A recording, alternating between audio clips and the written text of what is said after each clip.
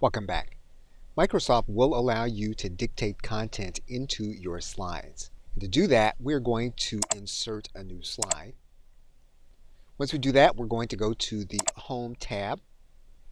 And typically, all the way on the right-hand side, you're going to see a panel that says Dictate. Or you can go to your search bar and you can type in Dictate. And you'll see your dictation menu here in this area. Now before you click on the button, you're going to want to place your cursor where you're going to be dictating your content. Once you do that, we're going to click the Dictate button and we're going to start some dictation. Now is the time for all good men to come to the aid of their country. Period. Next line. Now is the time for all good men to come to the aid of their country. Period.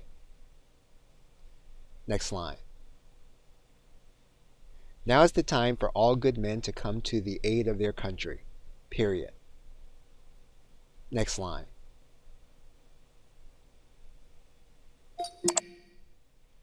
So basically, if you have slides that you have to put together, in some cases it may be faster and more efficient for you to dictate the content rather than write it. In order to determine more of what you can say in order to get the AI to do some of the work for you, you're going to want to use search for dictation. And what you're going to do is you're going to go to this area. You're then going to go to your help area. What you're going to see here is that you can click on the link and you can determine what you're going to be able to say. And you're going to click on this search result as of the recording of this video.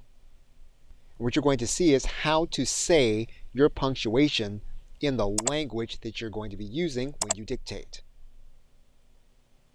You'll also see language for specific phrases as well as symbols.